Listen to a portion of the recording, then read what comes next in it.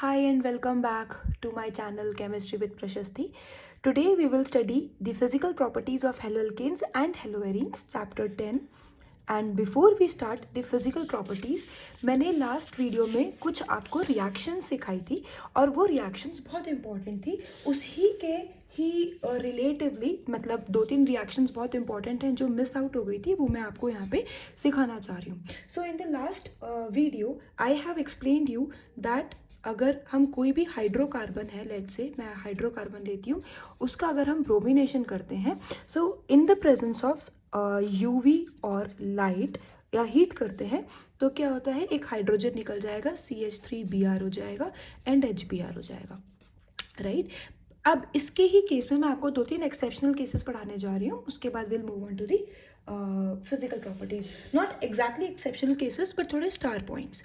सो अगर मैं किसी डबल बॉन्ड के साथ ब्रोमिनेशन कराती हूँ यूवी की प्रेजेंस में या लाइट या हीट करवाती हूँ, तो आप याद रखना अगर डबल बॉन्ड कहीं पे है, देखो हाइड्रोकार्बन ये भी है, हाइड्रोकार्बन मतलब एल्केन ये भी है, ये भी है, ये भी है, राइट. ये वाला कार्बन, ये वाला, ये वाला, ये वाला, ये वाला एल्कीन है और ये भी एल्कीन है. तो यूवी की प्रेजेंस में एल्केन्स में ब्रोमिनेशन होता है. तो 1 2 3 4 इन 4 कार्बन में से किसी एक कार्बन में ब्रोमिनेशन होना चाहिए. अब कौन से कार्बन पे होगा, ये एक स्टार पॉइंट याद रखने वाला है.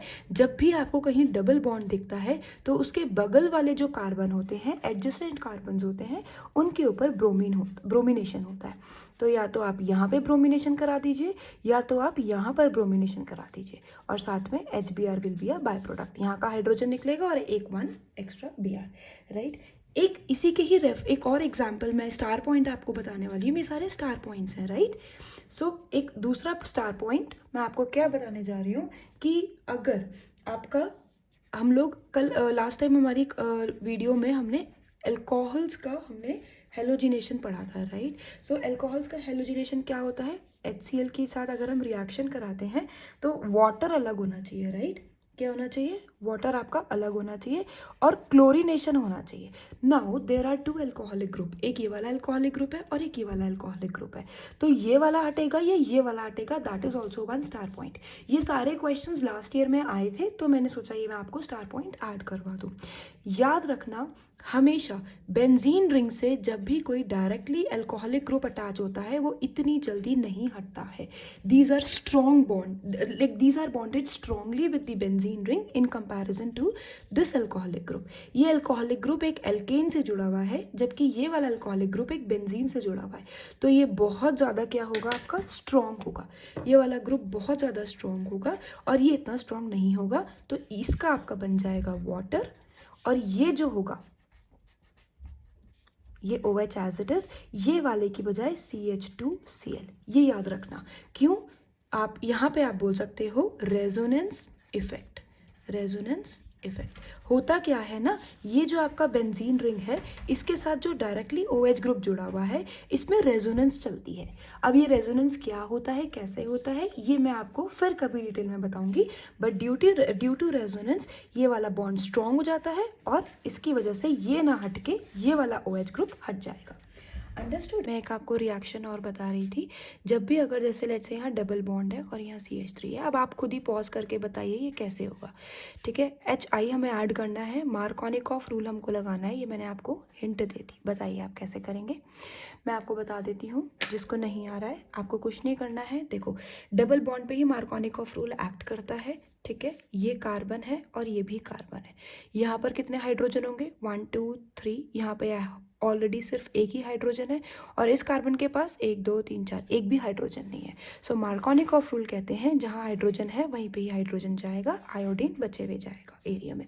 तो क्या बन जाएगा आपका, डबल बॉन्ड हट जाएगा. यहाँ पे एक हाइड्रोजन तो ये पहले से ही था, एक हाइड्रोजन हमने ये वाला यहाँ ले आए, ठीक है. CH3 एक ऑलरेडी यहाँ पर था और यहाँ पे एक आयोडीन और आ गया, राइट. तो एक और जस्ट एक एग्जाम्पल हमने कल जो करा था उसका रिविजन. अगर बेंजीन रिंग पे एल्काइल ग्रुप होता है और हम ब्रोमिनेशन कराते हैं एनहाइड्रस AlCl3 की प्रेजेंस में और डार्क में कराते हैं. लाइट में तो आपने देखा ना क्या हमने करा था अभी, ठीक है. तो इस केस में क्या होता है, ऑर्थो एंड पैरा पोजीशन पे ब्रोमिनेशन हो जाता है, ठीक है. ये हो गया ऑर्थो पे और ये हो जाएगा आपका पैरा पे, राइट.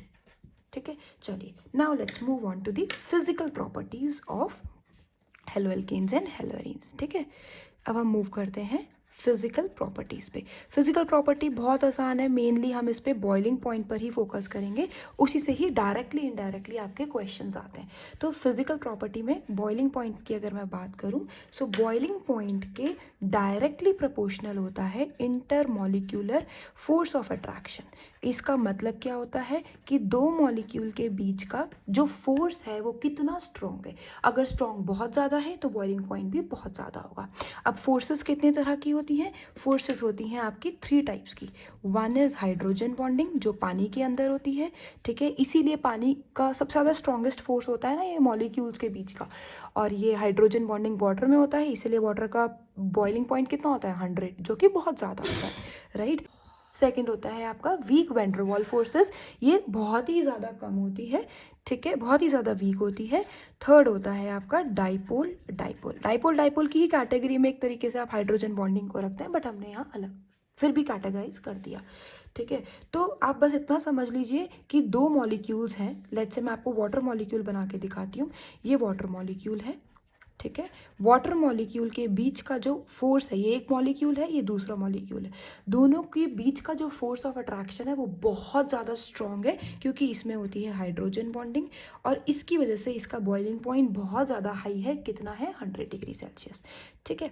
अब एक चीज़ और यहाँ पे ध्यान देने की है, intermolecular force of attraction is directly proportional to the size of molecule, ठीक है। साइज कह लीजिए, मास ऑफ मॉलिक्यूल कह लीजिए, ठीक है, या सरफेस एरिया कह लीजिए, ठीक है। तो बॉइलिंग पॉइंट कब होगा ज़्यादा? जब इंटरमॉलिक्यूलर फोर्स ज़्यादा होगी, या साइज ज़्यादा होगा, या मास ज़्यादा होगा, या सरफेस एरिया ज़्यादा होगा।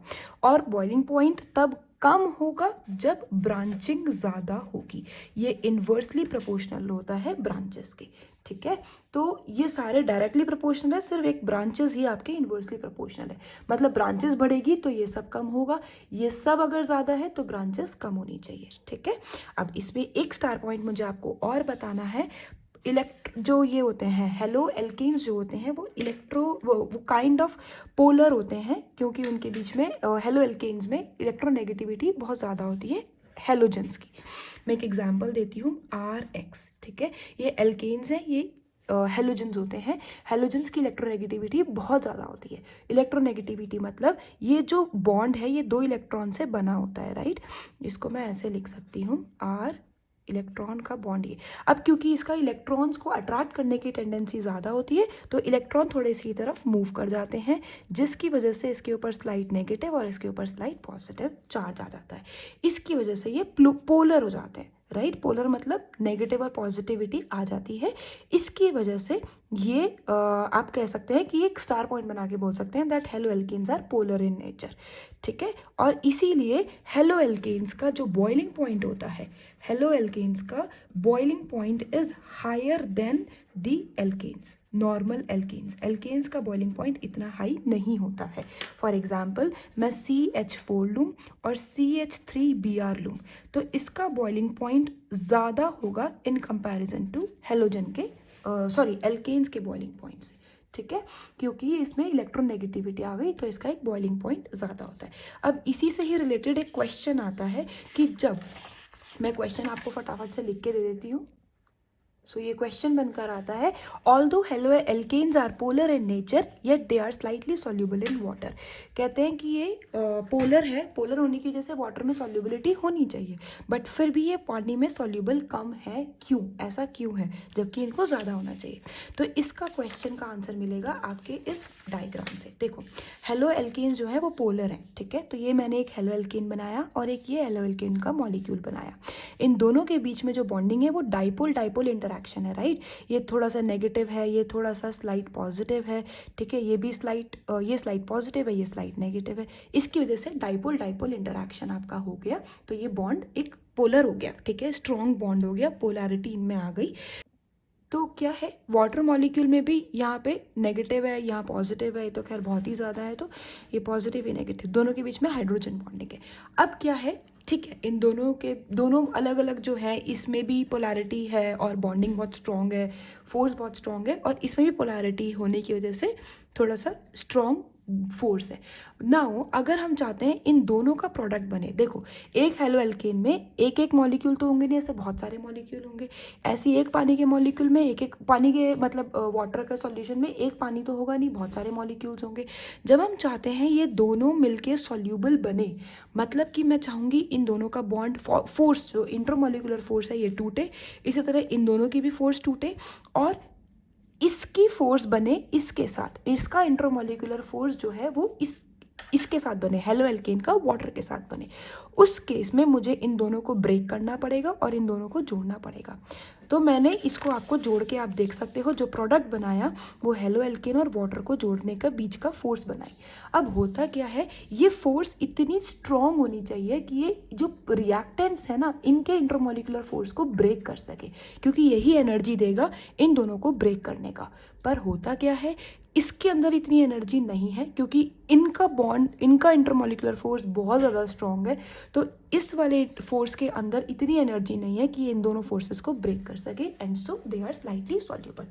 Now I will directly quickly move on to some of the questions here. तो मैंने कुछ एक क्वेश्चंस एक एग्जांपल के तौर पे ले लिए हैं प्रैक्टिस के लिए।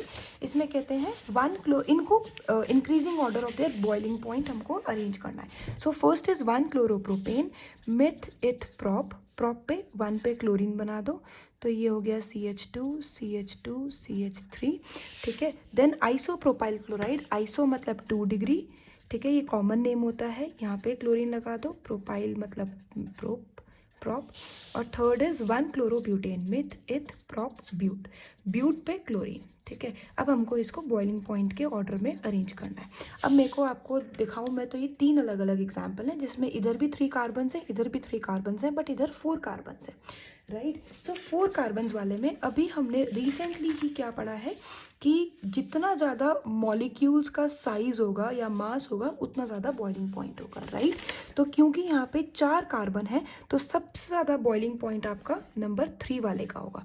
बॉइलिंग पॉइंट सबसे ज़्यादा किसका होगा?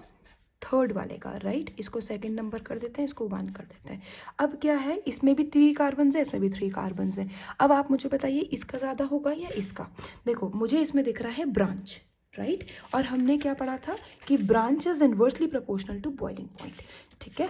क्योंकि यहाँ पे ब्रांच है तो इसका बॉइलिंग पॉइंट इससे कम होगा, तो नंबर 2 और फिर number 1, understood. This is first one. Second क्या है, 1 ब्रोमोमीथेन, सेकंड का आंसर देखो कितना आसान है, ब्रोमोमीथेन, मीथेन पे bromo, try bromomethane, try bromomethane, इसमें मतलब 3 ब्रोमीन है, और लास्ट वाला क्या है, डाई ब्रोमोमीथेन, ब्रोमीन में मीथेन में 2 ब्रोमीन लगा दो, ठीक है, 1 2 3 4, ठीक है, और यहाँ पे 2 ब्रोमीन, ठीक है। अब इसका आंसर आप मुझे बताओगे क्या होगा। इसमें कुछ नहीं है, कार्बन सिंगल है, बस इसमें फंक्शनल ग्रुप भर रहे हैं। तो आप मुझे बताओगे किसका कितना, कमेंट करके आप बताइएगा किसका बॉइलिंग पॉइंट ज़्यादा होगा, राइट। अब ठीक है, I think this is all as of now. In the next video, I'll teach you the most important topic, that is nucleophilic mechanism, SN1 and SN2, जो बहुत important होता है और एग्जाम में बहुत बार मतलब आता है। Okay, so that's all. Bye. Thanks for watching.